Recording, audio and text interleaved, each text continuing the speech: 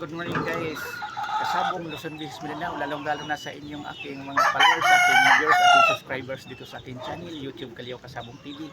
Sa umaga na ito ngayon, magbigay naman ko kunting tips sa inyo tungkol sa kaalaman ko sa pag-alaga sa ating mga manok. Kahit ano kadami ang ating mga alagang mga manok, mayroon talaga kilala sa atin. Malayo pa tayo, kilala na, tulad nito.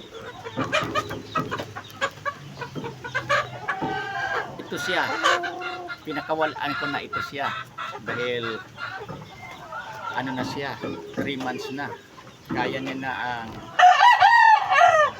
maulanan siya pag hindi lang malakas ang ulan at may bagyo, pero natural na ulan kaya lang niya. Pinaalpasan ko na ito, pinagala-gala ko siya, pinakawalaan ko, pero super bait ito. Kaya ito ang laging hinahawakan ko tuwing pumunta ko dito sa umagang hapon ko magpapakain ko.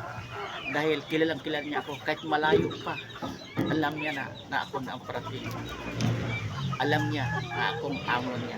Ako ang nag-alaga sa kanya, nag-ibig pagkain. Kaya sa kadami nitong magkapatid, ito lang ang nakitaan ko na kinikilala niya ako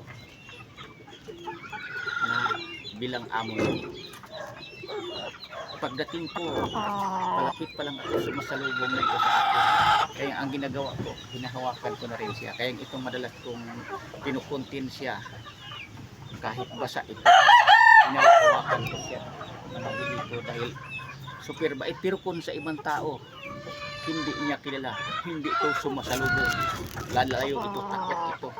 Kung sa ibang tao, mailab ito, hindi ito nagpapahawak. Pero kung ako, sumasalubong sa akin, kinukulit ako nito lagi. Kapag hindi ko siya bibigyan kaagad ng pagkain, tinuka-tuka pa yung dito yung short ko. Yan dito. Super bait. Kaya para sa yung mabaguhan pa lang, ang mga manok, utang din ito. Walang pinagkaiba ito sa atin. Alam na alam din natin kung sino ang mama natin, papa natin, sino yung nag-aruga sa atin. Tulad nito, alam na alam din niya na ako nag-aruga sa kanya. Ako ang nagbibigay sa kanya ng pagkain para nabubuhay siya, lalaki siya, na malusog, malakas ang pangatawan. May manok talaga, super bait. Kahit kayong mga baguhan pa lang, so, panoorin nyo ang mga alagang mga manok. Parating pa kayo na nag-ingay na yung iba, medyo pumipiglas na yan, makalampag na yan, nakakulong yan, kasi alam nila na dumating na ang tagabigay sa kanila ng pagkain, ng tubig. Ito totoo. Kaya ang pinaka-importante din, nagmamanok man lang tayo, ibigay na natin ang todo support o pagmamahal sa kanila bilang pangalawang pamilya. Kasi ako mismo sa pagmamanok ko, tinuturing ko na pangalawang pamilya ko na ito. Ating mga alagang manok. Kahit umulan man yan, bumagyo, bumabaha, gumagawa ako ng pamaraan.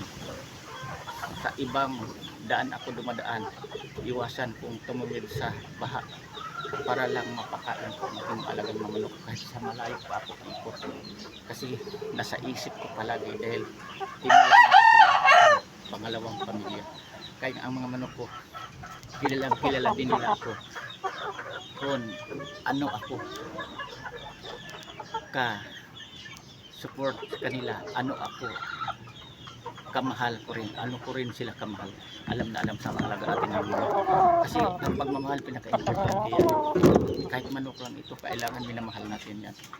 Kaya nag-breed tayo, nag-alaga tayo ng manok kasi gustong gusto natin, minamahal din natin sila para din ating mga anak.